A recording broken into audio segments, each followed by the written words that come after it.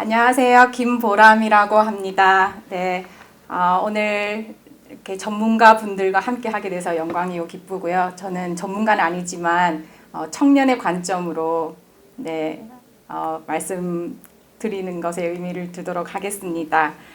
네, 저는 말하는 대로 마음 먹은 대로 생각한 대로라고 이렇게 제목을 붙여봤는데요. 이렇게 다 아시는 아마 노래 제목일 것 같습니다. 저는 기본적으로 지금 현 정권의 그런 대북 정책에 대해서는 기본적으로 공감하는 바도 있고 또 동의하는 부분도 있기 때문에, 그런데 그런 방향성에는 이제 취지에는 공감하나 왜 그 말하는 대로 마음먹은 대로 생각하는 대로 되지 않을까, 이런 부분을 생각을 하면서 이제 의문이 들었던 부분들을 중심으로, 또 그리고 오늘의 테마 전망과 해법, 진단, 이거에 맞춰서 성실하게 5가지로 나눠서 말씀드리도록 하겠습니다. 네, 그 말하는 대로로 이렇게 보면 신년 기자회견에 북미 대화만 바라보지 말고 남북 관계를 발전시켜야 한다고 했는데, 지금 너무 아시는 것처럼 너무나도 미국 북미 대화에 의존적이고, 그리고 인물에 의존적이고, 이제 과도하게 그런 이제 그 북미 관계에 좀 집중이 되어 있는 부분이 있는데, 이런 것들을 조금 더 우리가 그 당사자성을 더 회복해야 되는 것이 아닌가, 이렇게 좀 생각을 하고요. 그래서 처음에 이제 초기에 걸었던 기조가 이제 한반도 운전자론이었지만, 이제 운전은 할 수 있지만, 운전을 할 준비는 되어 있지만 사실 다 좀 차에서 지금 다 내린 상황이기 때문에 이것들을 그러면 어떻게 이렇게 할 수 있을까 했을 때, 너무 일단 국제 정세가 이제 굉장히 그 영향이 크기 때문에 그것들을 늘 이제 주시해야 되겠지만, 지금 계속 그 전문가분들은 미국 대선이 어떻게 되느냐에 따라 대북 관계가 달라지는데 계속 그 말씀밖에 안 하시는 거예요. 미국 대선의 결과에 따라 달라진다. 그러니까 그걸 지켜봐야 된다. 이 말씀만 계속 하시는데, 우리는 그러면 그동안에 우리가 할 수 있는 일이 없을까? 이런 것들을 생각해 봤을 때 좀 그런 남북교류협력법 에 좀 개정되어야 될 부분들이 이제 좀 어느 정도 대북 전단 관련이든 여러 이제 있을 것 같습니다. 이건 나중에 또 토론 때 또 논의해봤으면 좋겠고요. 그리고 여러 가지 또 그런 선언들 이런 거에 대한 입법 기반도 국회에서 얼마든지 할 수 있는 것이고, 그리고 이제 독일이 이제 그 통일이 되기 전에 이제 동서독 기본 조약을 이제 그 플랫폼으로서 만들었었는데, 그런 남북 기본 협정을 추진해 볼 수도 있고, 또 그 추진을 할 때 또 그것을 구축하는 공동 추진 체계를 마련할 수도 있고요.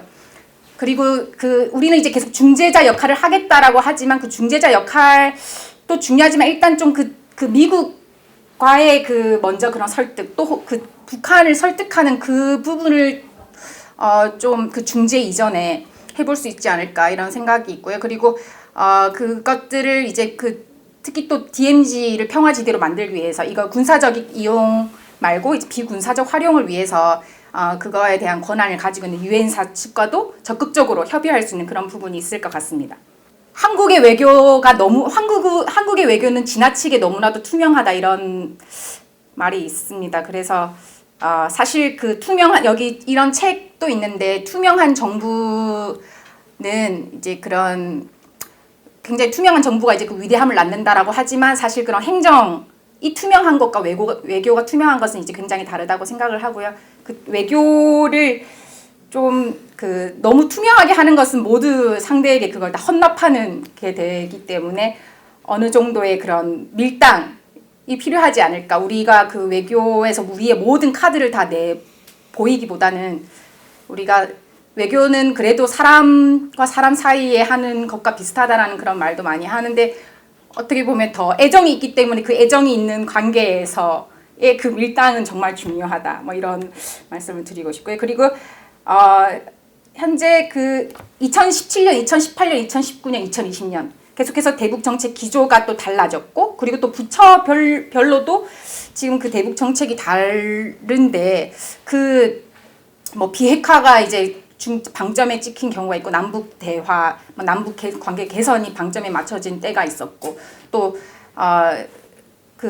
여러 가지 연도별로도 달라졌고, 근데 그렇게 했을 때의 그 정부의 정책 기조는 어느 정도 해마다 정해졌는데, 그 부처별로는 또 이제 또 다른 대응을 하고 있다라는 거죠. 그랬을 때 좀 그 개별적 대응에 좀 뭔가 그런 모순이나 그 부딪힌 충돌이 있을 수 있다고 생각합니다. 그래서 이런 부분들을 좀 더 그때 이슈별로 그 뭔가 북한이 어떻게 했을 때, 북한의 지도자가 어떠한 발언을 했을 때 그때 대응하는 것도 물론 중요하지만 뭔가 좀 전체적으로 중장기 대응 방향을 수립을 해서 그것들을 좀 부처별로의 사업도 조정하고 좀 범부처적으로 협의할 수 있는 그런 총괄 조정 기구가 필요하다라고 생각합니다. 물론 국가안보실 내에 또 그 부처별 책임자들이 이제 같이 그 산하에 있는 것으로 이제 좀 구조되어 있지만 그거 컨트롤 타워로서의 이제 그 역할을 이제 좀 더 강화할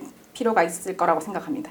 그리고 지금 그 현재 그 정권이 이제 외교로 이제 굉장히 중요하게 생각하는 강조하는 부분이 신뢰 외교인 거죠. 네, 신뢰 외교인데 실제로 우리가 신뢰 외교가 되고 있는지에 대해서는 조금 의문이 있습니다. 이게 다 이제 공감하시는 것처럼 사실 통일이 우리만의 당사자만의 그 의지로만 이제 되는 것은 아니기 때문에 그 국제사회와 또 여론의 그런 지지도 필요한 상황이기 때문에 그래서 이 통일에 대한 지지를 얻기 위해서는 정말 우리가 그 주변 국가의 관계를 잘 이끌어 나가야 되는데 현재 그렇게 신뢰를 얻거나 지지를 얻고 있지 못하는 상황인 것 같습니다. 그래서 뭔가 그런 통일에 대한 지지 기반을 확충하기 위한 그 주변 국가의 신뢰 외교. 그래서 우리가 아까 이제 그 김지수 대표님 말씀하신 것처럼 이게 한반도의 평화라는 것이 우리들의 문제뿐만이 아니라 다른 나라에도 이제 좋은 영향을 끼칠 수도 있다. 그리고 그것들이 다 스스로 그 다른 나라에도 이제 관계가 되어 관여가 되어 있다라는 그런 당사자성을 점차 확대하는 것이 중요하다고 생각하고요.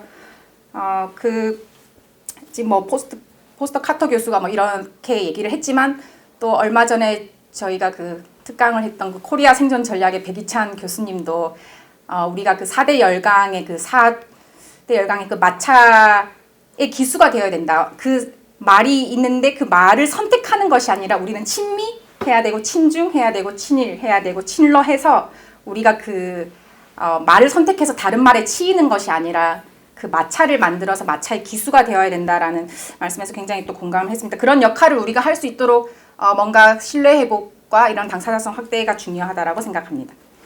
그리고 또 이제 문 대통령께서 또 취임 3주년 특별 연설에서 이제는 군사 안보의 좁은 의미에서의 그런 외교 안보가 아니라 재난이나 질병이나 환경 등 이제 모든 그런 안전을 위협하는 모든 요인에 다 포함시키는 그런 인간 안보로의 확장이 필요하다. 그래서 생명 공동체나 평화 공동체를 구축하는 게 필요하다라고 하셨는데 이 말씀에 굉장히 공감했는데 이것 또한 사실 얼마만큼 이렇게 실현되고 있는지는 좀 궁금합니다. 그래서 지금 특히 그 코로나의 시대에서 사실 우리가 그런 보건의료 쪽으로 북한과 얼마든지 협력할 수 있는 그런 계기들이나 또 그런 기회 요소가 많을 거라고 또 생각을 하고요.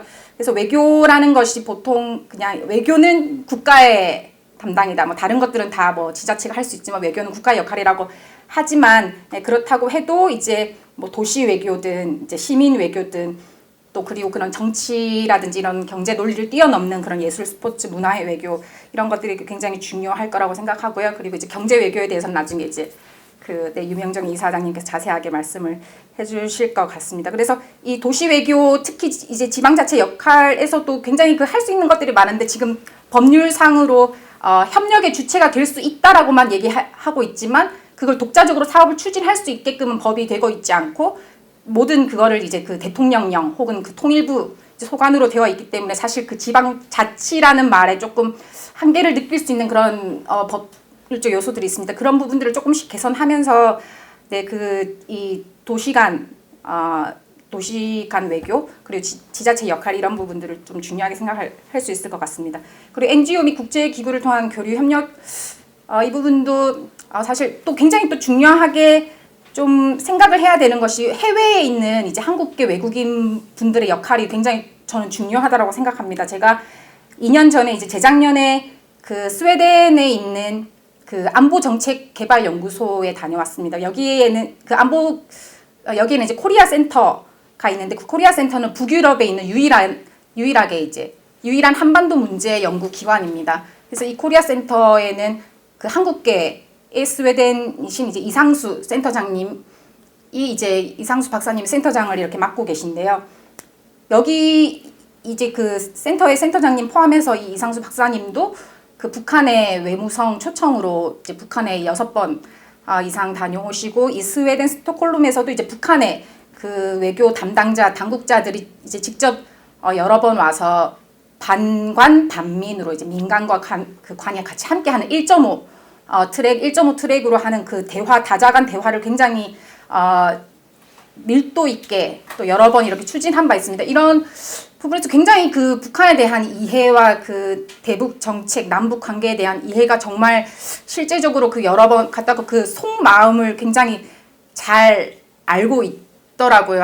아시고 계시더라고요. 그래서 이런 분들 그리고 이런 분들의 좀 말씀들 그리고 또 그런 견해들 좀 경청하고 또 이제 그런 활용할 수 있는 방안들을 같이 이렇게 하는 것이 필요하지 않을까 생각합니다.